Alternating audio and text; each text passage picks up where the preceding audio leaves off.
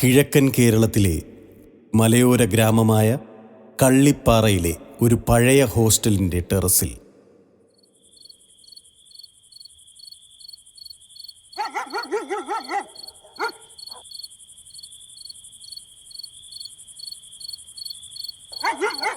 ഏകാന്ത ചന്ദ്രികേ തേടുന്നതെന്തിനോ.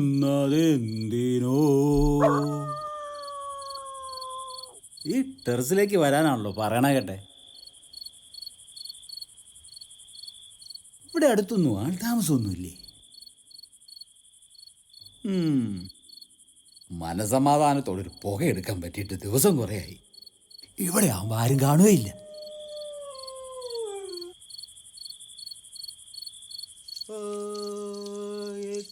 लड़की को देखा तो ऐसा लगा.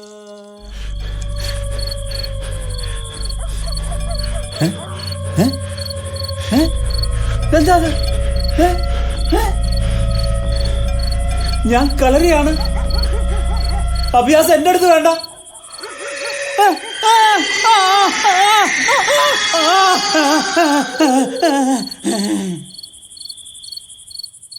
സണ്ണി, പീറ്റർ ഇങ്ങോട്ടാണോ പോന്നെ?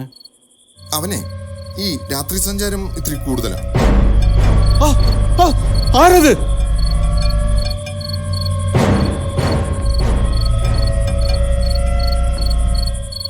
പീറ്ററെ, എടാ പീറ്ററെ!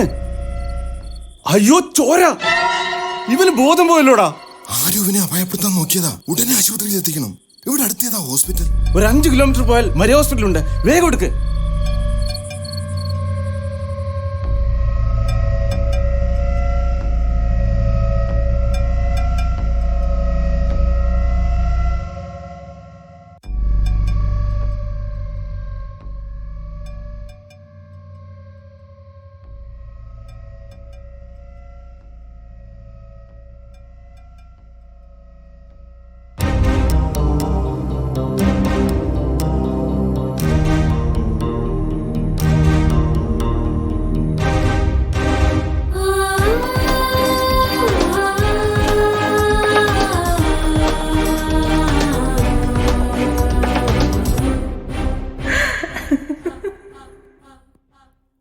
മരിയ ഹോസ്പിറ്റലിലെ എമർജൻസി വാർഡിൽ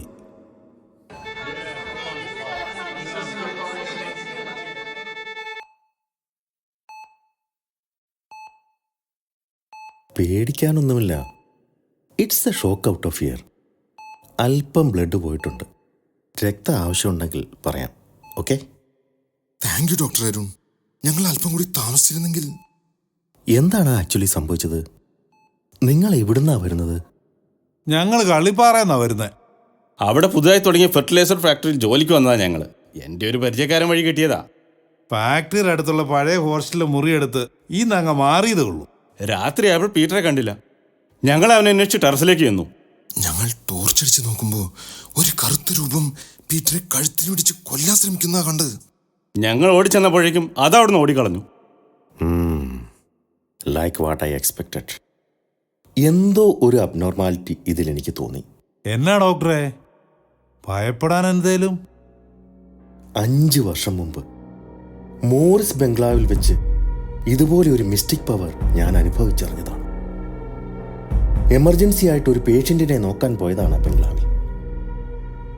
ജീവിതത്തിൽ ഒരിക്കലും ഞാൻ കണ്ടിട്ടില്ലാത്തത്ര ടെറിഫിക് ആയിരുന്നു അത്. പ്രേതമെന്നോ പിശാചെന്നോ ഗോസ്റ്റ് എന്നോ ഒക്കെ നമ്മൾ വിളിക്കുന്നത്. അത് ഡോക്ടറെ കൊല്ലാൻ നോക്കിയോ? ആക്സിഡന്റലി അവിടെ എത്തിയ ആ പോലീസുകാരൻ വരാൻ 5 മിനിറ്റ് വൈകിയിരുന്നെങ്കിൽ ഞാൻ ആ ബംഗ്ലാവിന്റെ കിഴക്കുള്ള ട്രെഞ്ചിന്റെ അടിയിൽ ഇപ്പോഴും ഒരസ്ഥികൂടമായിട്ട് കിടക്കുമായിരുന്നു. അത് പ്രേതാത്മാവാന്ന് ഡോക്ടർക്ക് എങ്ങനെ മനസ്സിലായി? ആ ഡീപ് ട്രെഞ്ചിലേക്ക് വീണ ഒരു കറുത്ത കാർ ഓടിച്ചിരുന്ന മനുഷ്യന്റെ ബോഡി റിക്കവർ ചെയ്യാൻ ഇതുവരെ കഴിഞ്ഞില്ലെന്ന് CI തോമസ് പറഞ്ഞാണ് ഞാൻ അറിഞ്ഞത്. ഐ എം ഷുവർ ആ സാറ്റനിക് ഫോഴ്സ് അത് അവൻ തന്നെയായിരുന്നു. പീറ്ററെ ആക്രമിച്ചത് അതുപോലൊരു ആത്മാവാണോ doctor? No doubt about it. പീറ്ററിന്റെ കഴുത്തിൽ 11 അടയാളത്തിൽ ഒരു മുറിവുണ്ടായിരുന്നു. What I'm afraid about is that അത് നിങ്ങളെ ഇനി എപ്പോഴും ഫോളോ ചെയ്തുകൊണ്ടിരിക്കുമെന്നുള്ളതാണ്. ആ ഹോസ്റ്റലിലെ ഏത് റൂമിലാണ് നിങ്ങൾ താമസിക്കുന്നത്? തെക്ക് വശത്തെ 6-ാം നമ്പർ മുറിയിൽ. അവിടെയോ നിങ്ങളുമായി ബന്ധപ്പെട്ടോ മിസ്റ്റിക്കായി എന്തോ സംഭവിച്ചിട്ടുണ്ടാവണം. ഫാദർ ഗബ്രിയേലിന് മാത്രമേ ഇനി നിങ്ങളെ ഹെൽപ്പ് ചെയ്യാൻ കഴിയൂ. ആ ഫാദർ ഇപ്പൊ എവിടെയുണ്ട്? ഞങ്ങൾ ഇപ്പം തന്നെ പോയി കണ്ടേക്കാം. ഏകദേശം 22 കിലോമീറ്റർ വടക്ക് കോട്ടപ്പാറ പള്ളിയിൽ.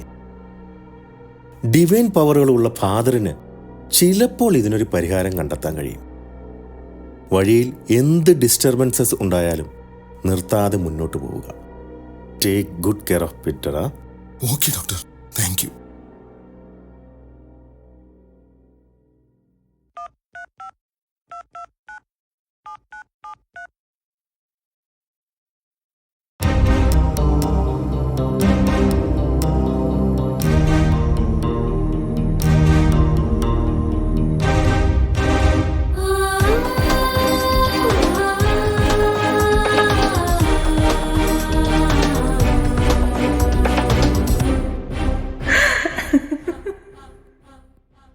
കോട്ടപ്പാറ പള്ളിയുടെ മുന്നിൽ ആ 4 സുഹൃത്തുക്കളും എത്തുന്നു.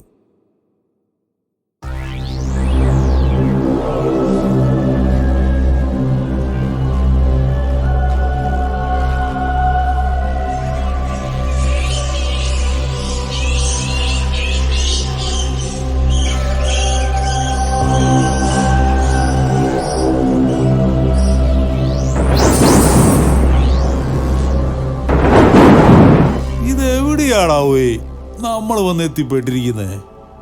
ഇവിടെയൊന്നും ആരെയും കാണുന്നില്ലല്ലോ. ആ ഫാദർ ഇവിടെ ഒറ്റയ്ക്കാണ് കഴിയുന്നത്.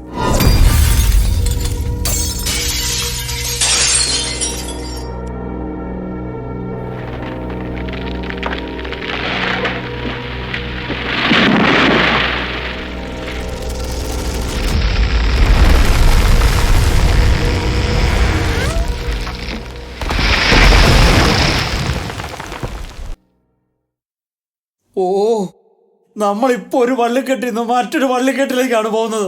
നീ ഒരുത്തനെ തുടങ്ങി വെച്ചത്. എങ്ങാണ്ട് കിടന്ന പ്രേതത്തെ കൂടെ കൂട്ടിയപ്പോൾ സമാധാനമായല്ലോ. എടാ, എനിക്ക് പേടിയാവുന്നടാ. ഇനി ഇതും വല്ല പ്രേതാത്മാവിന്റെ വാസസ്ഥലമാണോ? ഒന്നും മിണ്ടായിരിക്കടാ. ബാക്കിയുള്ളവനെ കൂടി പേടിപ്പിക്കാനായിട്ട്. അകത്ത് ലൈറ്റ് ഉണ്ടല്ലോ.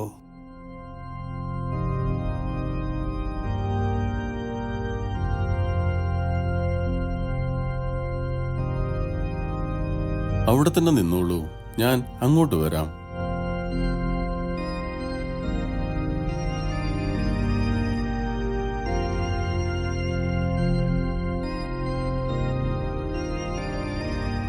Good Shepherd, carry me your very lamb through the darkness of this valley.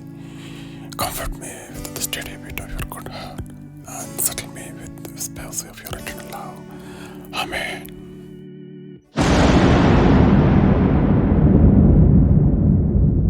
പേടി തോന്നുന്നുണ്ടല്ലേ? ഡോക്ടർ അരുൺ എന്നോടെല്ലാം പറഞ്ഞു. ഭാഗ്യത്തിന് പീറ്ററിന് മറ്റൊന്നും സംഭവിച്ചില്ലല്ലോ. ഫാദർ, അങ്ങേക്ക് മാത്രമേ ഞങ്ങളെ രക്ഷിക്കാനാവൂ. പ്ലീസ്. ഇത് മറ്റൊന്നുമല്ല. ദ്വേഷബുദ്ധിയോടെ ചുറ്റിത്തിരിയുന്ന അവൾക്ക് വേണ്ടത് പ്രതികാരം നിറവേറ്റുക എന്നതാണ്. പ്രതികാരോ? ആരോട്? എന്തിന്? അതിനുള്ള ഉത്തരം കണ്ടെത്തേണ്ടത് നിങ്ങളാണ്. നിങ്ങളുടെ മാത്രം ഉത്തരവാദിത്തമാണ്. എങ്ങനെ അത് കണ്ടെത്താനാവും ഫാദർ? ഭയപ്പെടേണ്ട, നിങ്ങളെ ഞാൻ സഹായിക്കാം. തൽക്കാലം നിങ്ങൾ 4 പേരും ഈ സീക്രട്ട് ചെയിൻ അണിയുക.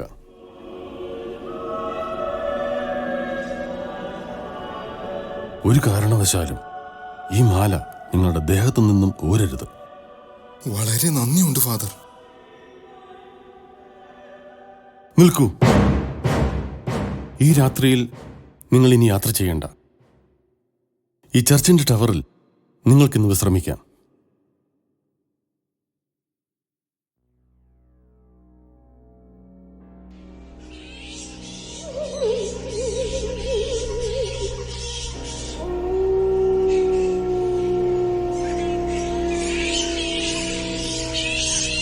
Oh!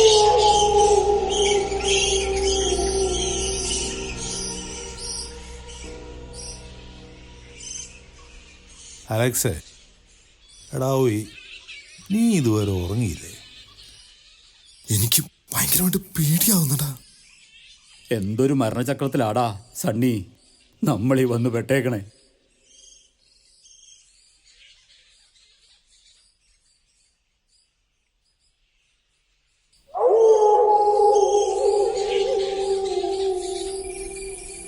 അലക്സ്, നീ എവിടെ പോവാ? ഞാനൊന്ന് മൂത്രമൊഴിച്ചിട്ട് വരാം. ആ, വേഗം പോയിട്ട് വാടേ. ആ മാല കഴുത്തിൽ തന്നെ ഇല്ലേ ഫാദർ തന്നേ? അത് ഞാൻ അപ്പോഴേ ആ കുറ്റിക്കാട്ടിലേക്ക് ഇട്ടു. അയ്യോ അലക്സ്, നീ ഇപ്പൊ പോണ്ട, സൂക്ഷിക്കണം. നീ സൂക്ഷിച്ചോ, എനിക്കൊരു പേടിയില്ല. പീറ്ററേ, എടാ ജനലിൽ കൂടി നോക്കിക്കടാ, അവിടെ ഒരു പച്ച വെളിച്ചം കാണുന്നില്ലേ? എനിക്കൊന്നും കാണുന്നില്ല, കണ്ണിലാകെ ഇരുട്ട് മൂടി കിടക്കുക. ഈ പള്ളിയുടെ ചുറ്റും മൊത്തം ഇരുട്ടാണല്ലോ.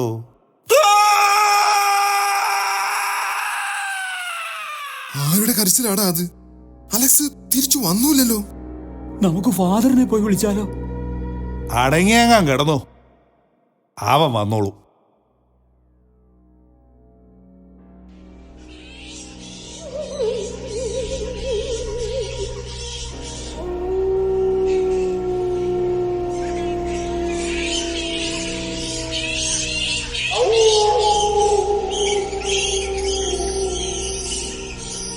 ഓ, നീ വന്നോ? എന്നാടാ ശബ്ദം കേട്ടെ? ആരുടെയോ കരച്ചിൽ കേട്ടു, ഞാനൊന്നും നോക്കാൻ പോയില്ല.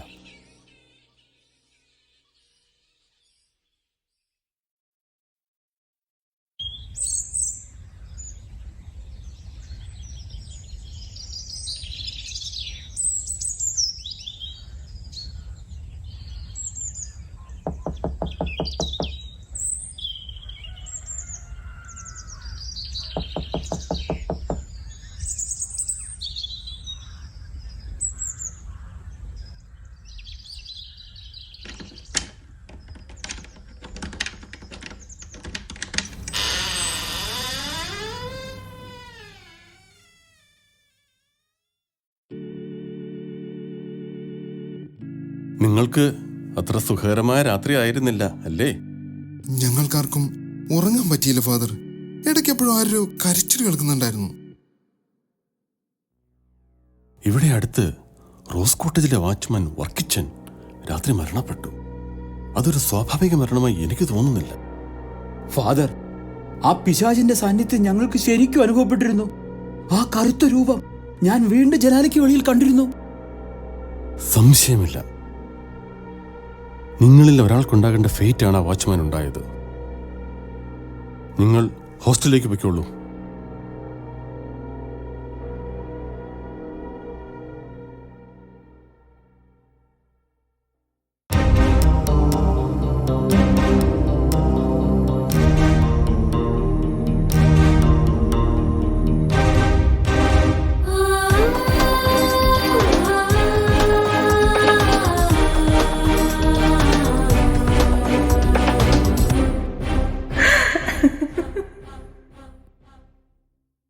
കള്ളിപ്പാറയിലെ അവരുടെ ഹോസ്റ്റലിലെ 6-ാം നമ്പർ മുറി.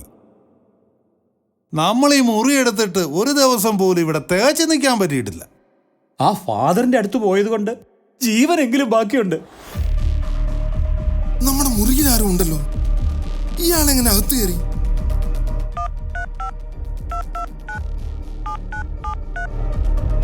വാച്ച്മാൻ അല്ലേ? ഞങ്ങളുടെ റൂമിൽ ആരും ഇരിക്കുന്നു. നിങ്ങൾ ഇയാളെ വരുന്നത് കണ്ടില്ലേ?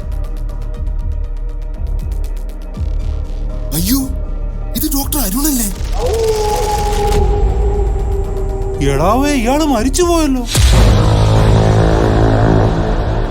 ഇനി എന്ത് ചെയ്യൂടാ? ഈ ഡോക്ടർ ഇവിടെ എങ്ങനെ വന്നു? ഞങ്ങളുടെ മുറിയിൽ കയറി ആൾ മരിച്ചിരിക്കുന്നു. നിങ്ങളൊന്ന് സഹായിക്കണം ഞങ്ങൾക്ക്.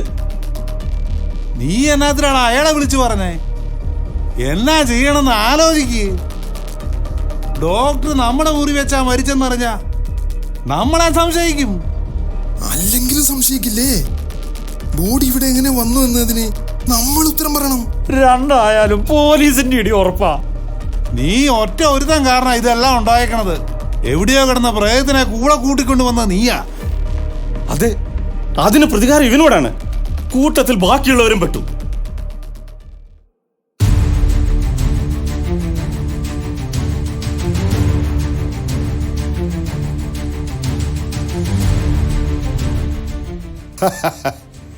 യഥാർത്ഥത്തിൽ തെറ്റ് ചെയ്യുന്നവന് നേരുന്നത് കാപട്യത്തിൽ നിന്നും മെനഞ്ഞെടുത്ത ക്രമഭംഗം വന്ന വെറും വാക്കുകൾ മാത്രമാണ്. നിങ്ങൾ ആരാ? എന്നാത്തിനാ ഇപ്പൊ ഇങ്ങോ വന്നേ? ക്ഷണിക്കപ്പെട്ടു വരേണ്ട ഒരു സന്ദർഭത്തിലല്ലല്ലോ നിങ്ങളെ ഞാൻ ഈ കാണുന്നത്. ഞങ്ങളാകെ ഒരു വട്ടുപിടിച്ച അവസ്ഥയിലാണ്. ഇനി ഞങ്ങളെ ഭ്രാന്ത് പിടിപ്പിക്കരുത്. ആവശ്യക്കാർ ഒരു മെന്റലിസ്റ്റായി എന്നെ തേടി വരാറാണുള്ളത്. അവരെന്നെ റെഡ് ജോൺ എന്ന് വിളിക്കും. അതിരിക്കട്ടെ, നിങ്ങൾ എന്തിനാണ് ഈ പാവം ഡോക്ടറെ വകവരുത്തിയത്? ഒരു അപകടത്തിൽ നിന്ന് എന്നെ രക്ഷിച്ചത് ഡോക്ടർ അരുണാണ്. ഞങ്ങൾ എന്തിനാ അയാളെ കൊല്ലണം? കൊല ചെയ്യുന്നവരിൽ 40% പേരെ പിടിക്കപ്പെടുന്നുള്ളൂ മിസ്റ്റർ പീറ്റർ. റെഡ് ജോൺ, നിങ്ങളിപ്പോൾ വന്ന് നന്നായി. ഞങ്ങളെ ഒന്ന് സഹായിക്കണം. ഒരു പ്രേതാത്മാവ് ഞങ്ങളെയും ഞങ്ങളുടെ അടുത്തുള്ളവരെയും അപായപ്പെടുത്തിക്കൊണ്ടിരിക്കുന്നു. വല്ലാണ്ട് ഭയപ്പെട്ടിരിക്കുന്നു അല്ലേ? ഡോക്ടറെ കൊന്നത് നിങ്ങളൊന്നും അല്ലെന്ന് എനിക്കറിയാമല്ലോ. തൽക്കാലം ഡോക്ടറുടെ മരണം മറ്റാരും അറിയണ്ട.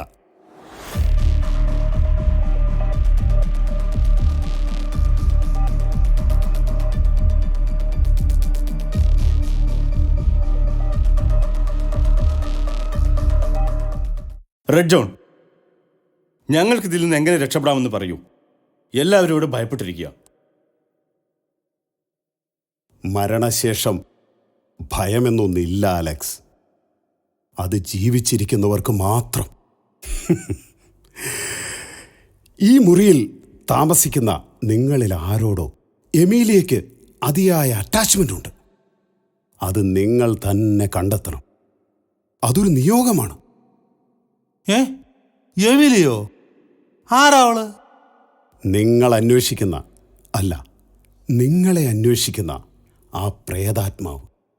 അതിൻ്റെ ഉദ്ദേശമെന്തെന്ന് കണ്ടെത്താതെ നിങ്ങൾക്ക് രക്ഷയില്ല. വീണ്ടും കാണുന്നത് ജീവനോടെ തന്നെ ആകണമേ എന്ന് ഞാൻ പ്രാർത്ഥിക്കാം.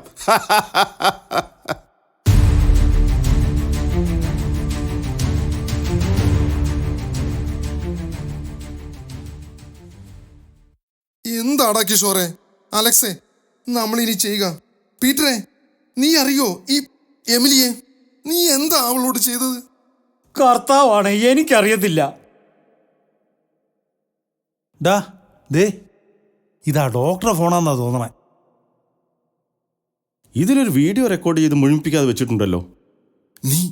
നീ അതൊന്ന് പ്ലേ ചെയ്തേ.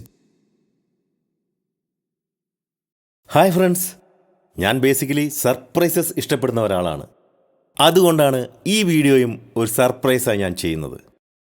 പീറ്ററിനെ എൻ്റെ അടുത്ത് എത്തിച്ചപ്പോൾ മുതൽ I was suspicious about the secret behind it, the motive behind it.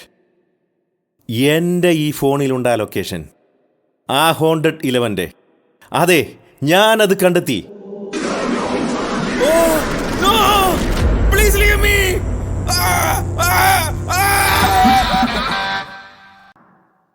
പാവം ഡോക്ടർ.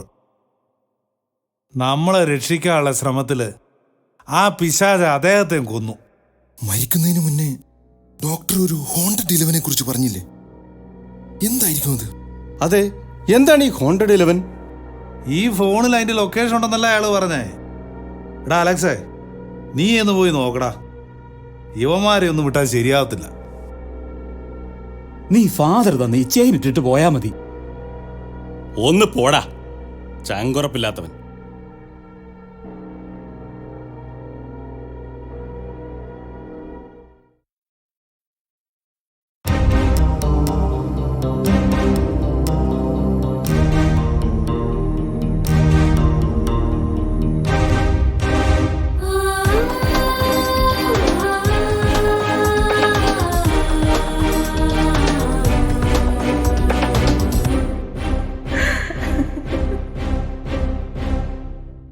ഡോക്ടറുടെ ഫോണിലെ ലൊക്കേഷൻ നോക്കി അലക്സ് അവിടെ എത്തുന്നു.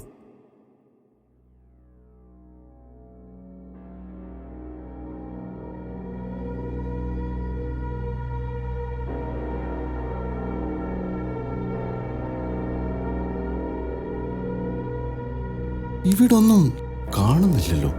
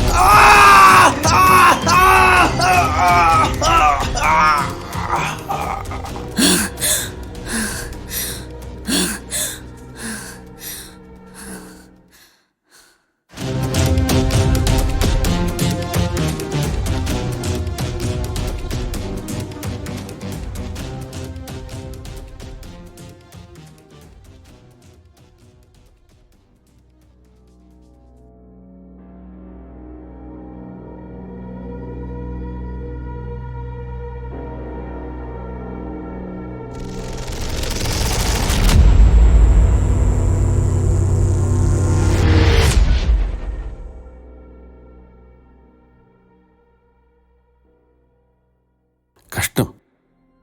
ഈ ചെറുപ്പക്കാരനെ ആ പ്രേതത്തിൽ നിന്ന് രക്ഷിക്കാൻ എനിക്കായില്ലല്ലോ.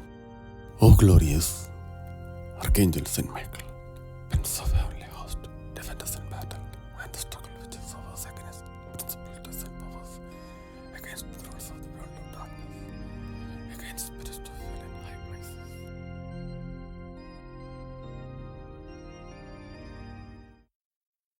ഫാദർ, ഇത് അവൾ തന്നെയാണ്, ആ എമിലിയ. ഡോക്ടറെയും അലക്സിനെയും കൊന്നത് ആ പ്രേതം തന്നെയാണ്.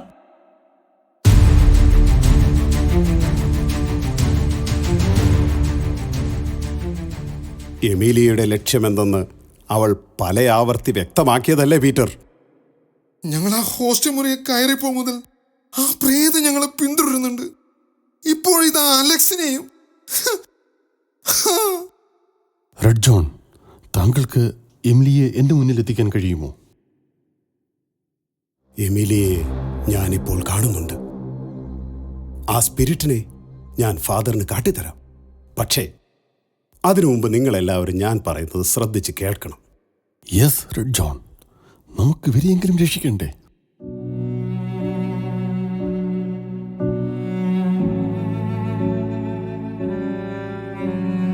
കള്ളിപ്പാറയിലെ ഒരു സാധാരണ കുടുംബത്തിൽ ജനിച്ച എമീലിയ ചെറുപ്പം മുതലേ അമ്മയുടെ മാത്രം സംരക്ഷണയിലാണ് വളർന്നത്. കോളേജ് വിദ്യാഭ്യാസത്തിന് ശേഷം കോളേജിന് സമീപം ഇന്റർനെറ്റ് കഫേയിൽ ജോലി ചെയ്യുമ്പോഴാണ് ഒരു ചെറുപ്പക്കാരനുമായി അവൾ പരിചയപ്പെട്ടത്. ഇന്ന് വലിയ ഗൗരവത്തിൽ പോണ കണ്ടല്ലോ. കണ്ട ഭാവം പോലും നടിച്ചില്ല. ഓടിയിട്ടുണ്ടായിരുന്നു, അതിൻ്റെ ഒരു ടെൻഷനിലായിരുന്നു. അതെ, നെക്സ്റ്റ് വീക്ക് എൻ്റെ ബർത്ത്ഡേ ആണ്. കാര്യമായി എന്തേലും ഗിഫ്റ്റ് തന്നേ പറ്റും.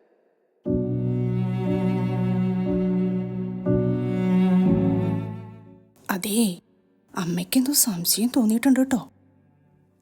അതിനെന്താ, എന്നായാലും അറിയേണ്ടതല്ലേ. വൈകിട്ട് ഫിലിമിന് പോയാലോ? ഇന്ന് ഞാൻ ഫ്രീയാ. നാളെ ഞാൻ നാട്ടിലേക്ക് പോവുകയാണ്. ഇന്ന് ക്യൂൻസ് ഹോസ്റ്റലിലേക്ക് വാ. റൂം നമ്പർ ഏതാണ്? Room number 11. ഒരു 7 മണിയാവുമ്പോൾ ഞാൻ വരാം.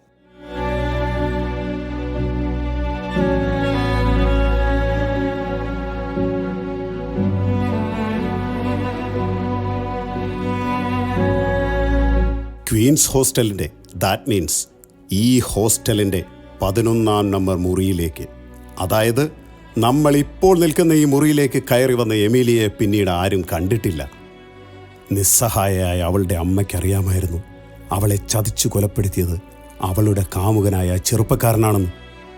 നീണ്ട 10 വർഷത്തെ കാത്തിരിപ്പിന് ശേഷം അയാളുടെ സാന്നിധ്യം തിരിച്ചറിഞ്ഞ രക്തദാഹിയായ എമിലിയുടെ പ്രേതം അല്ല, അവളുടെ സഹോദരി അഡ്രിയൽ ഇപ്പോൾ വന്നിരിക്കുന്നു.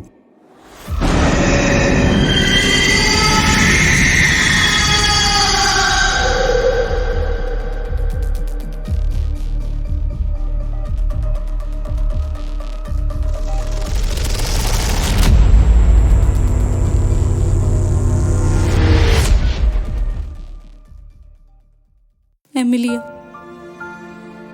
എൻ്റെ ചേച്ചി, അവളൊരു പാവമായിരുന്നു. ഒരു റോസാപ്പൂ പോലെ നിർമ്മലയായിരുന്നു. ഒരു ആട്ടുംകുട്ടിയെ പോലെ നിഷ്കളങ്കയായിരുന്നു. റൂഹെ പോലെ പരിശുദ്ധയായിരുന്നു. ഞങ്ങളുടെ കുടുംബത്തിന്റെ പ്രതീക്ഷയും അത്താണിയുമായിരുന്നു അവൾ. ആ വീടിന്റെ ശാന്തതയിലേക്ക് കടന്നു വന്ന ഒരു കൊടുങ്കാറ്റായിരുന്നു ഇവൻ. കൊന്നു ഞാൻ ഇവനെ. എന്റെ ചേച്ചിയുടെ ഒരു മുടി പോലും ശേഷിപ്പിക്കാത്ത ഈ പിശാചിനെ ഞാൻ കൊന്നു. അതെ, ഓരോ തവണയും ലക്ഷ്യം പിഴയ്ക്കുമ്പോഴും നീ തേടിയത് അലക്സിനെ ആയിരുന്നു. എല്ലാം അറിഞ്ഞുകൊണ്ട് നിന്നെ സഹായിച്ചിരുന്ന ഈ കിഷോറിനോട് അവന്റെ ഈ സുഹൃത്തുക്കൾ ക്ഷമിക്കട്ടെ. എങ്കിലും ഞങ്ങളുടെ കൂടെ നിന്ന് നീ അലക്സിനെ കൊല്ലിച്ചു അല്ലടാ.